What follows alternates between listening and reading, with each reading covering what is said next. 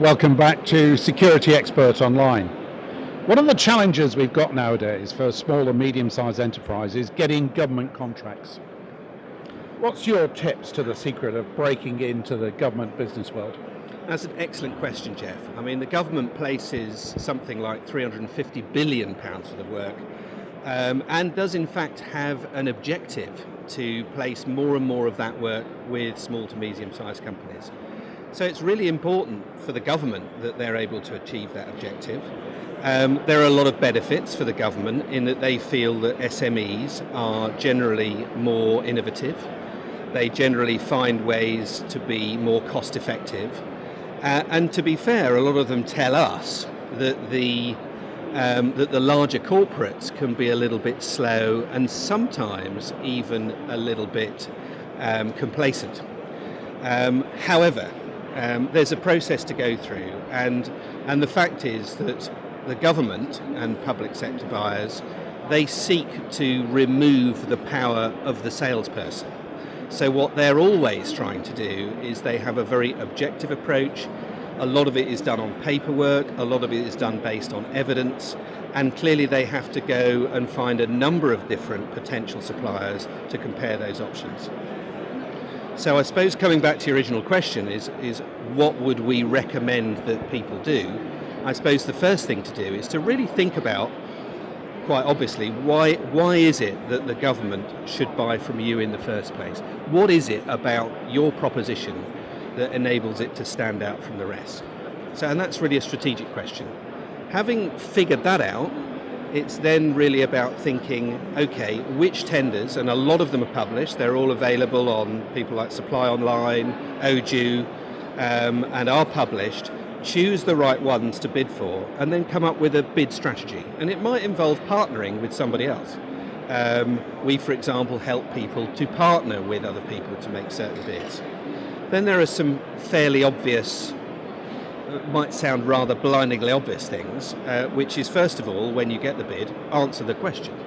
And a lot of people fail to do that. You know, they simply don't read the question properly, don't answer it in the right way, and don't follow the instructions in terms of timelines that the government is asking for. So that's very important.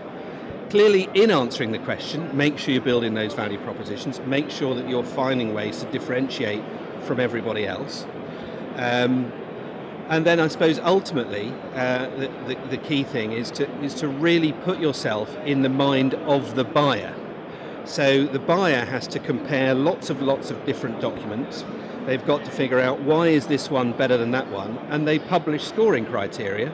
So the key thing is to read all of the different parts of the bid and figure out how you're going to score well based on what they've defined, and how you're going to make it easier for the reader to choose your product as opposed to anybody else's. And in many of the tenders, they do show their weighting. They so do. You know where to put the emphasis. Absolutely. But it must be daunting for an SME, Mike, to face filling in some of the huge amount of paperwork in the bid. So your company comes along and helps them to get through that gateway. Absolutely right, Jeff. Yeah, thanks. A lovely segue into talking about Augmentas. So what we do is we are professional buyers first and foremost. So we do work with the government. We do work with people like the Ministry of Justice, the Foreign Office, the House of Parliament.